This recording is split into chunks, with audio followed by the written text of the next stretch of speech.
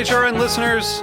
As we celebrate our 15th year, we are deepening our commitment to giving voice to the next generation of food systems storytellers, and we need your help. Our internship and fellowship programs help activate new possibilities for underrepresented and underestimated young people through experiential journalism, audio engineering, and production training. Through these unique programs, HRN helps food equity stewards build essential workforce readiness skills that expand their potential and foster economic mobility. Please consider supporting these critical programs. And with a minimum donation, you can be entered to win a dinner for two at an amazing restaurant in one of 8 cities and tickets to a concert at a great venue in one of those cities.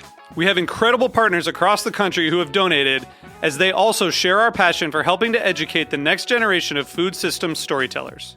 Check out heritageradionetwork.org/15 to donate and enter to win today. That's heritageradionetwork.org/15 to donate and enter to win today. And make sure you donate before March 31st. Thank you. Today's program has been brought to you by Cane Vineyard and Winery, a Napa Valley winery committed to respecting the soil and dedicated to the creation of 3 Cabernet blends. For more information, visit cane5.com. Broadcasting live from Bushwick, Brooklyn, you're listening to heritageradionetwork.org.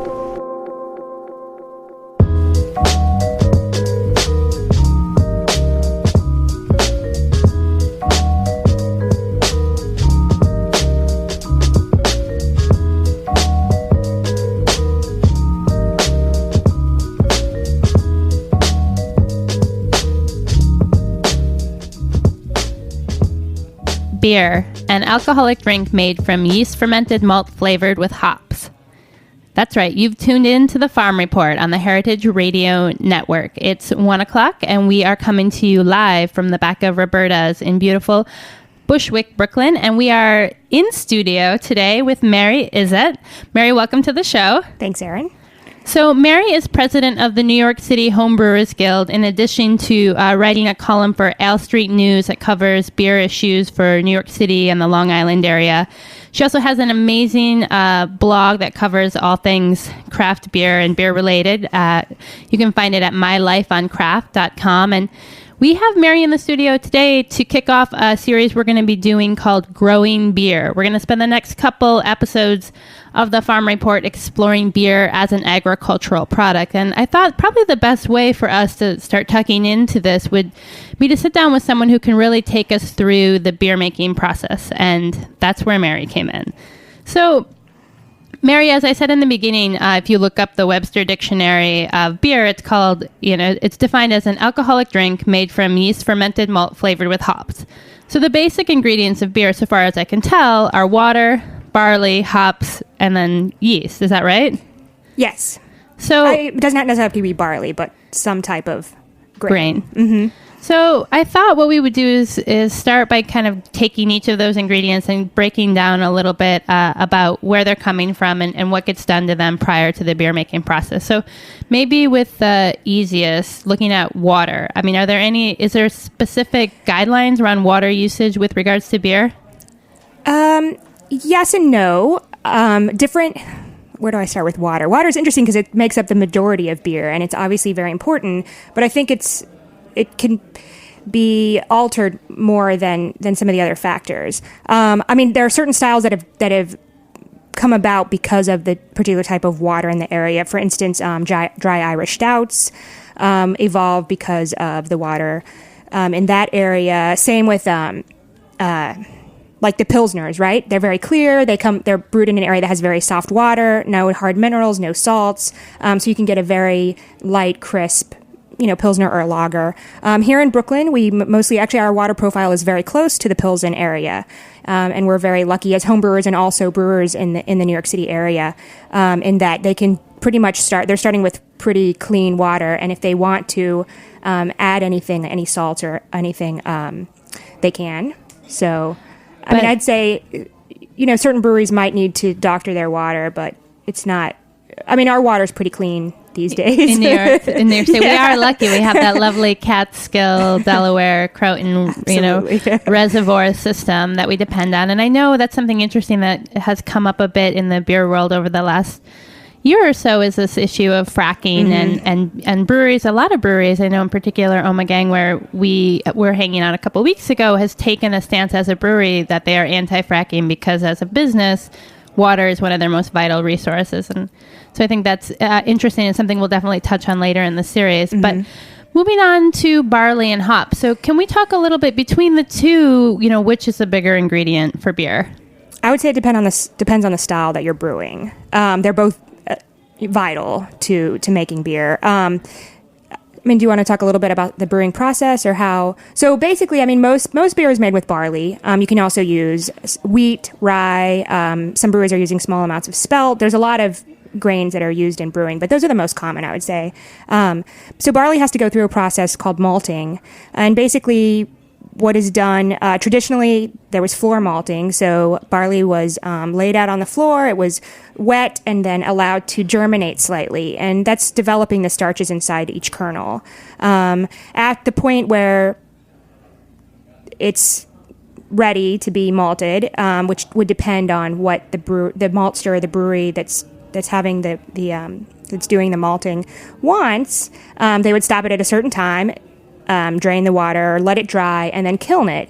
And then that's kind of how you determine what type of malt you end up with. So the temperature, the amount of air, how long it's kilned, it's basically baked in an oven. So just like, you would bake, you might bake certain desserts more than others, and that would determine their texture and their quality of taste.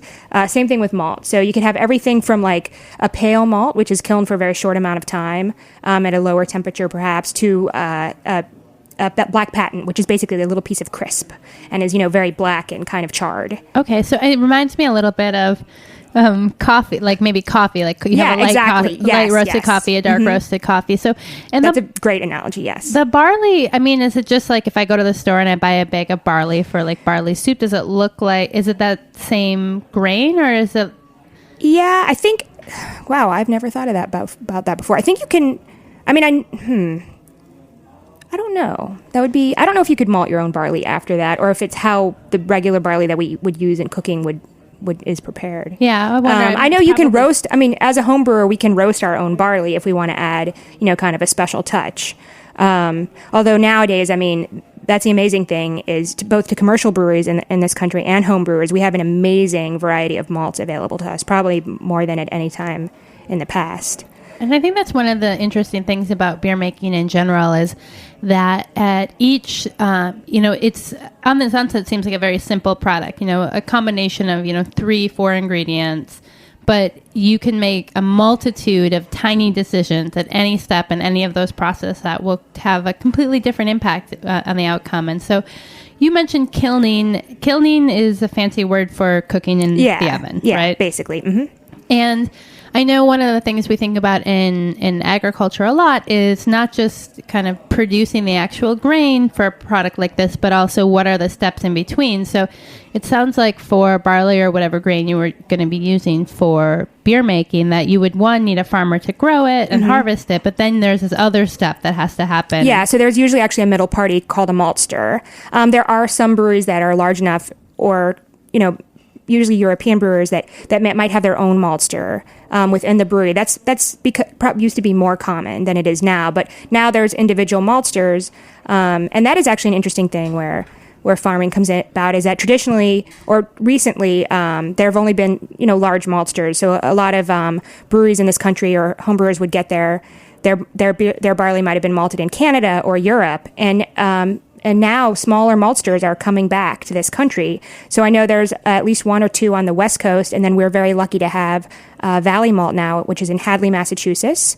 It's run by a couple, and they're a very small maltster. I think maybe they're a little over a year old, maybe a year and a half old. And this is the first time we've been able to get locally malted product, as a home brewer at least. And I think there's some craft breweries in the region that are also using their malt. And it's really exciting to be able to buy, malted barley that's not only been grown in the region, but also malted in the region. So, and I'm hoping to actually have those books on a later show. They're wonderful. So as a home brewer, I mean, one of the other things I want to touch on while we have you here is kind of this difference. There seems to be beer making at the home brewer level, beer making at a craft level, and then kind of larger macro breweries. So as a home brewer, when you're looking to purchase barley, do you go, now that there's this maltery, you can go directly to there, but before then, do you just get on the internet and kind of... Yeah, we're lucky to have homebrew stores in the city now. There's at least four main places that you can purchase homebrewing ingredients in New York City, 3 in Brooklyn and 1 in Manhattan. But yeah, before that, pretty much people ordered from the internet or had to go to Jersey or Connecticut or something. We're very lucky that we can get local ingredients now. And then I also belong to Valley Malt, kind of has their version of a CSA, where I join for a year. I get 2 50-pound sacks directly from them and then some smaller packs in between. So that's kind of nice. And some of the local homebrew stores are carrying the local malt as well as malt from Canada and Europe. So. And when you actually get the malt, like if I'm holding a handful of malt in my hand, what does it look like? Similar to what you would buy in the grocery store. Okay, so it looks like the actual grain. Mm-hmm, yeah. Okay. So there's the grain that you're using to form kind of the base of the beer, and then hops are more of a flavoring agent. Well, hops do. Let's see, three or four major things. One, they add balance to the beer, so they provide bittering compounds that balance out the malty sweetness of the beer. 2, they're a preservative actually, and then 3, they also provide a lot of aroma and flavor. So I'd say those are the three main reasons that we use hops in brewing. And where do you? What's the story with hops? Can you just pick a hop off the hop vine? Yes, you can. So it's interesting. So a couple things kind of to look at how we use hops as homebrewers or brewers. So one of the most important things is that pretty much every beer, regardless if it has a hop flavor or aroma character, still has to have that. You still want that bittering quality to some degree, or that balancing quality. And the way you do that is through these bittering compounds. And when you buy a hop commercially, whatever form that you buy it in, it has what's called an AA percentage. And that helps you calculate how much bitterness you get out of the hop. So you can grow hops in your backyard or on your family farm or whatever here, but unless you have unless you send them into a lab and have them tested, you're not going to know what bittering properties that has. So I know there's, I have some friends that have been growing hops on Staten Island and also in their backyards in Brooklyn, and they generally use those hops as either flavoring or aroma additions, and they might use a commercial hop as a bittering hop.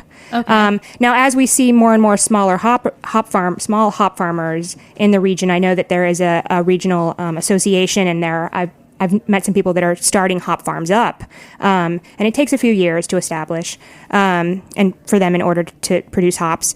Those will then send the hops in and have them assayed. So yeah, no, it was funny. I was just out at Rockaway Beach last week and ran into some folks who apparently the Rockaway area is kind of perfect climate for hop production, and the Rockaway Brewery is looking at producing some of their own hops to kind of create a more like Rockaway localized beer. Now hops, there's a big freshness component to them. As far as like between when they're picked and when you use them, most hops for beer use are often pelletized. Is that correct? Yeah. And what is that? Like, what does that mean? So basically hops, and I've never actually seen a hop processing plant or an area, but I recently attended a lecture that talked about how important it is, the processing of hops, and it's actually a pretty precise process. But basically, the hops are picked and then they're dried, and then they could be processed further. So you can buy whole hops, which are dried. You can also buy leaf hops, which have kind of been chopped up, and then pellets. So basically, they've been dried and then crumbled up and repackaged into pellets. They kind of look like rabbit food. Okay. Pelletized rabbit food. And is there like a quality distinction? Is it like tea where you get like the whole leaf tea and it's like more elegant or fancy than like the kind of ground Lipton bag of tea? I think it depends. Personally, I don't think so, but I think I'm a pellet fan for my homebrew, but I think it depends who you talk to. There's other forms of hops that maybe macrobreweries, like you can buy hop oils, you can buy a hop extract, that kind of thing. But that's not used by craft or homebrewers. I think people like to use different forms of hops for different things. I have a lot of friends that dry hop maybe with whole hops or leaf hops. I find pellets just more.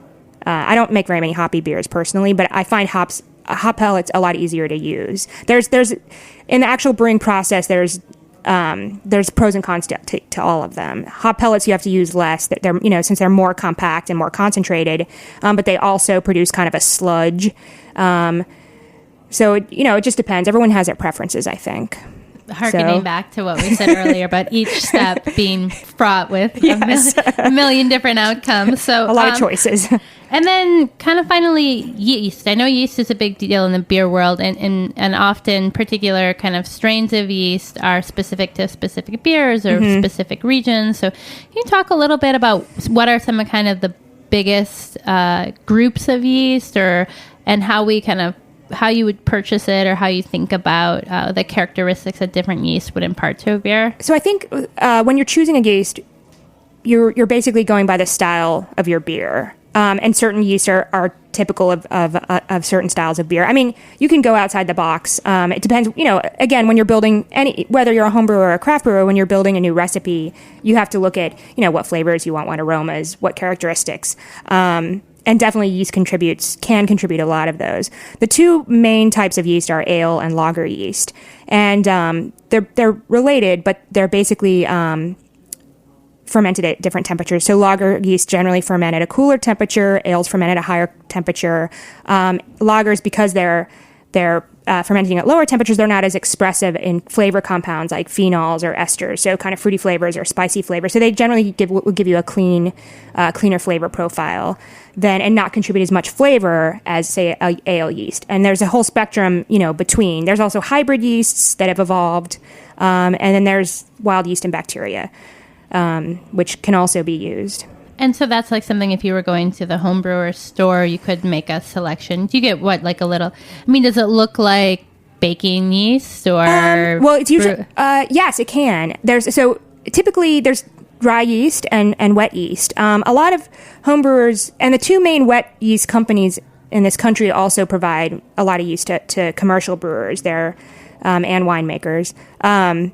So dry yeast looks like the little, just like a packet of baking yeast, basically. And then wet yeast is in a solution. They're either come in tubes or these, what's called a smack pack, that has a little pack of yeast nutrient. Nice. So you mentioned a couple of fancy words a minute ago. And I just want to talk about, often when you are professionally preparing a food product, you have a language built around it that is different than kind of the man on the street would describe things. So maybe can you tell us like the technical way for talking about the bitter, floral, or other components of a beer, and then how that translates into normal speak? Yeah. I think a lot of the terms that we use in talking about, when you're designing your beer, what flavors and aromas that you want, and then also when you're drinking beer and tasting beer are similar. Like, bittering is definitely a word that's used. There are certain compounds, so esters and phenols are probably the top two words that we talk about.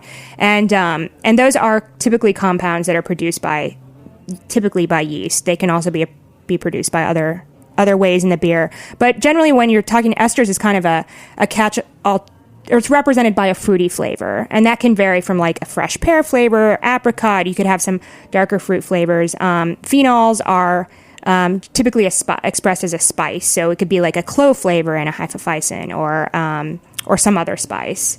But those are usually both produced. So where you'll see those a lot, like a typical, like a hefeweizen will typically have more phenols in it. And then also esters. Ales generally produce more esters, so more fruity flavors. Like next time, if you're drinking a pale ale, you might not say, oh, this tastes like, has a fruity quality. But if you drink it side by side with a lager, you will notice that there's generally more of a fruit flavor. Interesting. So I think we are going to take a short break, and when we come back, we will start walking our way through the actual brewing process. So stay tuned. Went to the preacher, said I'm a man of sin. Still didn't need the fear of God, but all he was a man, and I'm going down.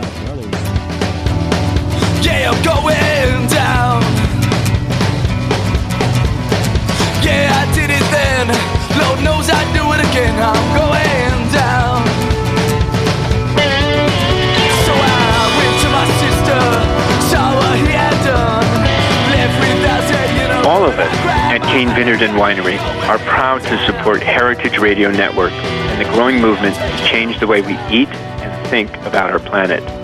For more information, go to cane5.com. I know him in Rome. And it gets a bit hazy without doing a catch him alone. So I knocked a red hook and oh, where they first met. He took his hands up on some girl and this is what I did. I shot him down. Yeah, I shot him down.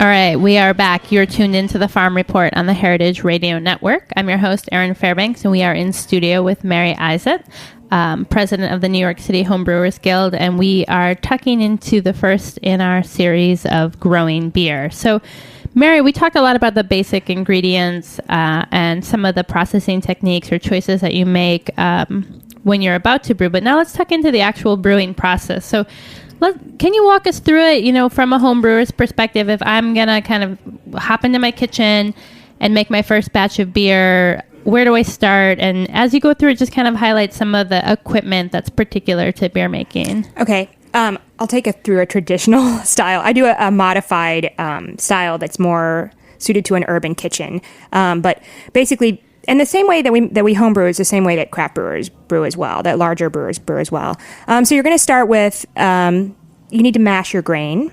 And basically what that means is that you're going to heat water.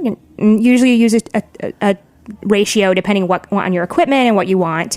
But basically you're making kind of an oatmeal or a porridge, or even you can compare it to a tea, where you're mashing at a certain temperature or a certain temperature range. And what that does is it activates enzymes that will convert the starches in this barley that's been malted into sugars.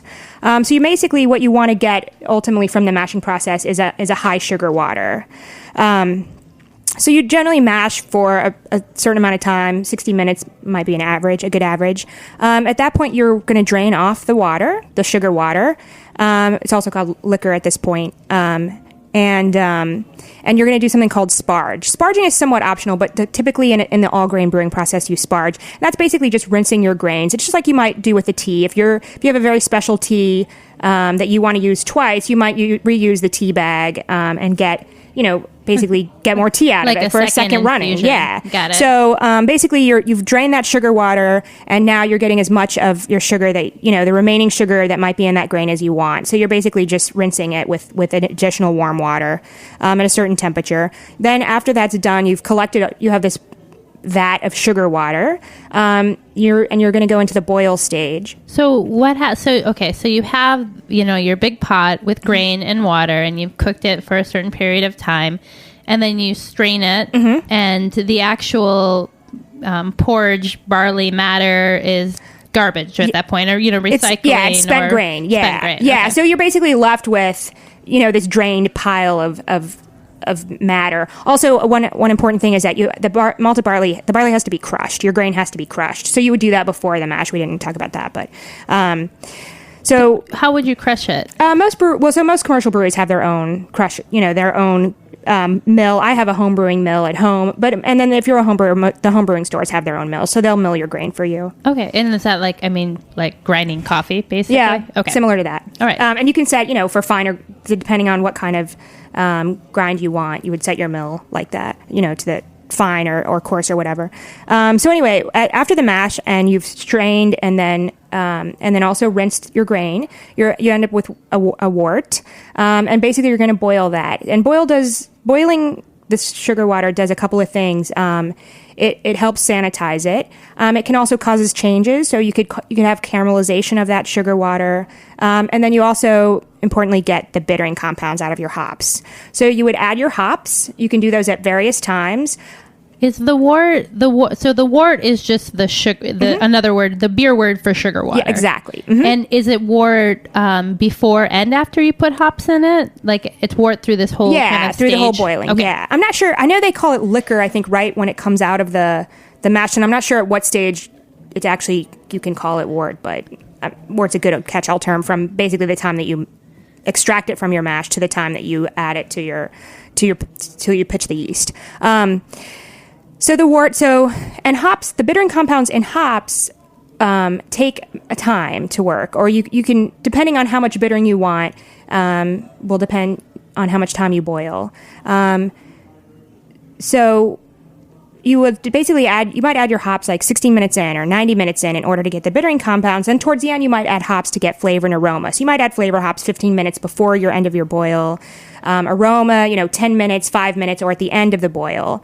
But basically, typically, you would want to boil for at least 45 minutes to 60 minutes. You can boil for up to 3-4 hours if you're making a specialty beer that you want caramelized, or other things to happen. You're boiling for a number of other reasons too that will improve the quality of the beer, and increase head retention and ability to produce a head and make it clear. All these things are also determined by the boil, but generally the main thing about the boil, you want to sanitize, get your hop bittering. And the head is like the foam. On yeah. the beer. Okay. Mm-hmm. Yeah. I mean, at this point, and one of the things that's so striking to me about the beer making process is sound. I mean, it's so identical to, cooking. If you're really trying to make a very fine, chicken stock, you want to control the temperature and the time, and you add your aromatics at different points to kind of create different like depths or levels of flavor. And so beer is very similarly like you're kind of building a flavor and a structure to the actual product. Exactly. Anyway, at the end of your boil, commercial brewers generally whirlpool, and basically you're just spinning you have to cool you want to cool pretty quickly, chill the beer pretty quickly. You might want to do a whirlpool, which would basically amass some of the hop matter and everything in the bottom and kind of some of the proteins and stuff. And then you're just going to rack off to some type, whatever you're fermenting in, whether it be a conical fermentation container, in a home, professional brewery, or some kind of carboy, a water, like a 5-gallon water container, for a home brewer. After it's cooled down, then you would rack to this container and then pitch your yeast. Okay. So racking is basically putting it into another container. Yeah. Okay. And that's just what we use for whenever you move the beer from one container to another. That's just the term that we all use, is racking, at least on a homebrewer level. So you have in your new container now this cooked off liquid that's cooled to like room temperature, or it depends on what the beer that you're making. I mean, I usually try to get mine, if I'm making a typical yield, I try to get it between 60 to 70 degrees. Okay.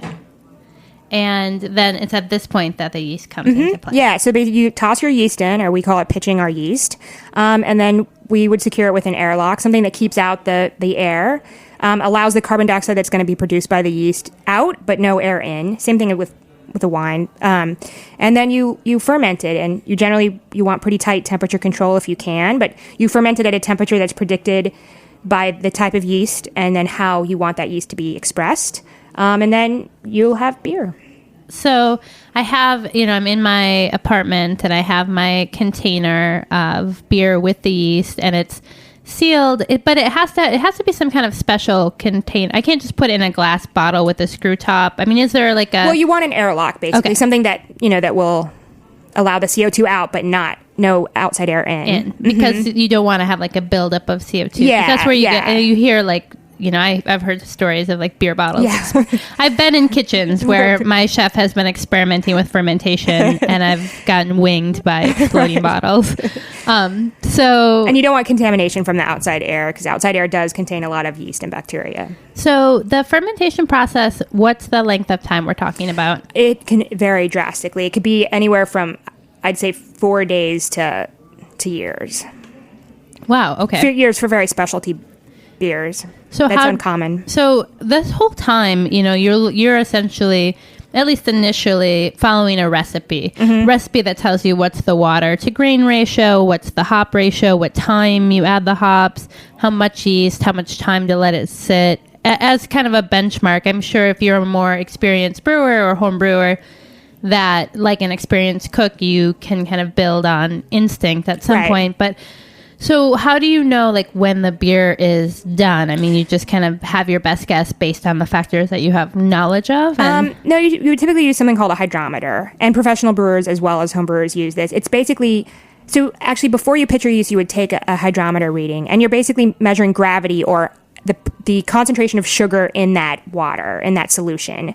And then after your beer's done, it's going to, so basically if you were able to take home or hydrometer meetings every day, you would see that the gravity would be dropping as the sugar is converted to carbon dioxide and alcohol by the yeast. So, there's that sugar solution is becoming less concentrated. And then once you're done as a home brewer, you would take, it depends. As a beginner home brewer, I would take, after 3 days of taking hydrometer meetings and they were all the same, then I knew my beer would be done. As you get experience and you get a little more handle on how the length of time, but same thing with commercial brewers, that they take gravity as well. Okay, so then you get to enjoy the beer. Yeah. Awesome. Whether you bottle it or keg it. Okay, so you have kind of your container that you fermented it in, and then you would rack it again, right, into a new container. Right, and so if you're kegging, you might just rack it directly into a keg and force carbonate it with carbon dioxide. The other option is to bottle it. Now, if you're a home brewer, you pretty much only have one option when you're bottling. A commercial brewery, it's not true.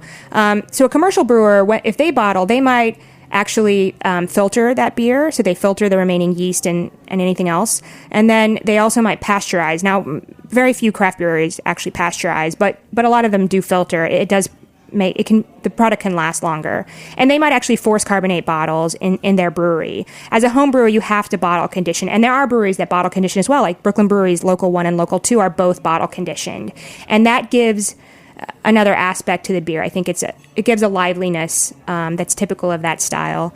But basically, if you're a home brewer or like Brooklyn Brewery, they might, if you want a bottle condition, you might add more yeast. But generally, as a home brewer, you have enough yeast still left in solution. So you would add some priming sugar to your beer, or to your beer at this point, and then bottle it. And so then over a period of maybe 2 weeks, that yeast would be reawakened. The yeast that's already in the beer solution would be reawakened by the priming sugar and would convert that sugar to carbon dioxide, and you would get this natural carbonation in your bottle. That was happening in the bottle. So, yeah.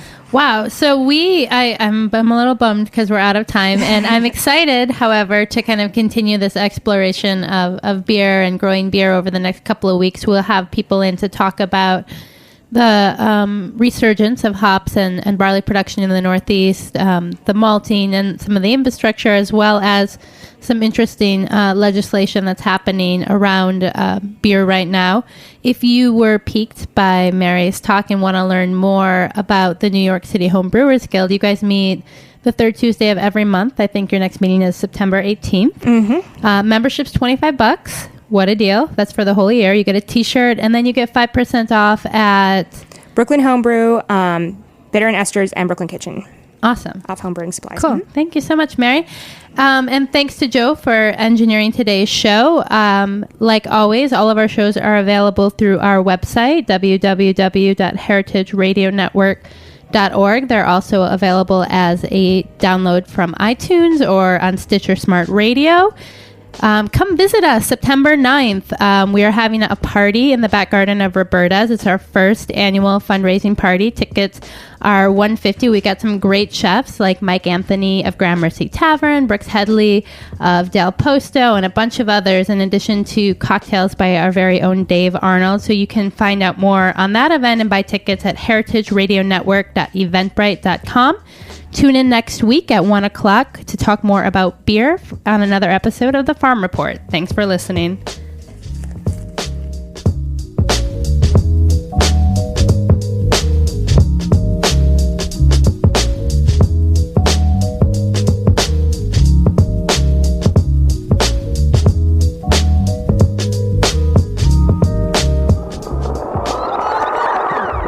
What's hot at the green market? You're about to find out now. It's the Grow NYC Market Update.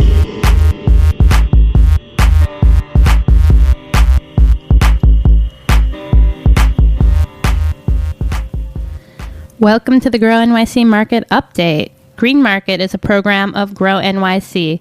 It's the nation's largest and most diverse outdoor urban farmers market.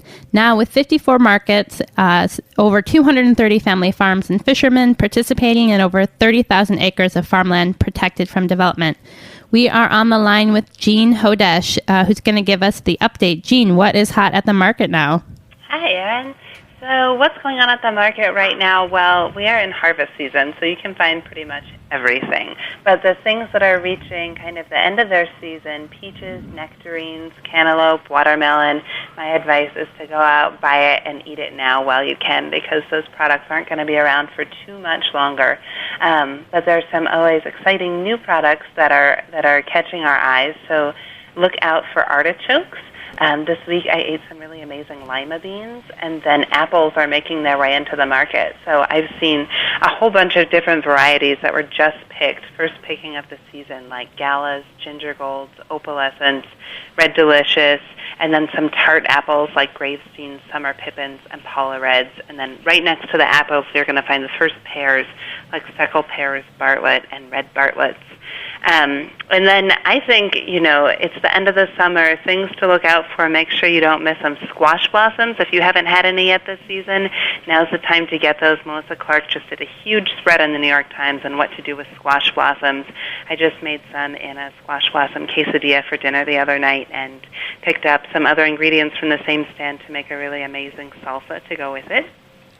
And then looking ahead just a little bit, you've seen a couple of grapes coming into the market already, but in just about another week, Buzzard Crest is going to be returning to Grand Army Plaza and Brooklyn Borough Hall on Saturdays, and they have an amazing array of grapes from upstate. They also sell grape juice and wine, and you can pick up grapes, make grape jelly, or just eat them right when you buy them at the market.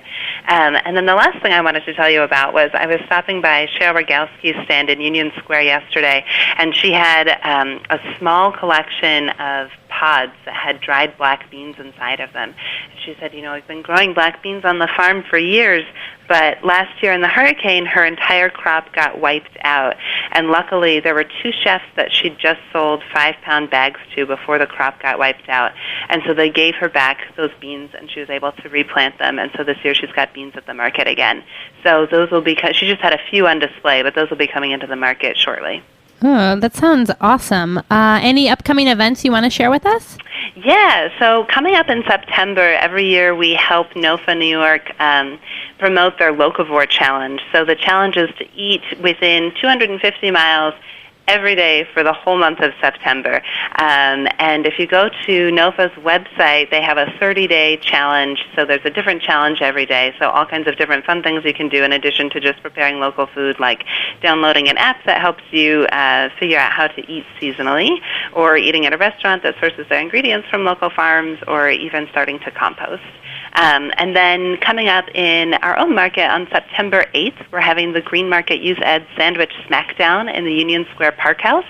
And on September 9th in the East Village at our Tompkins Square Green Market, we're having Green Market Iron Chef. So Veselka and Hearth are going to go head-to-head to vie for the title of champion.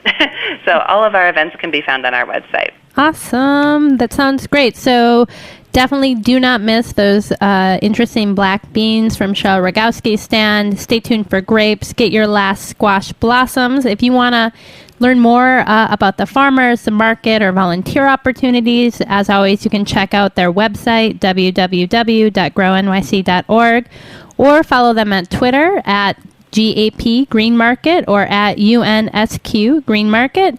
And that has been another market report.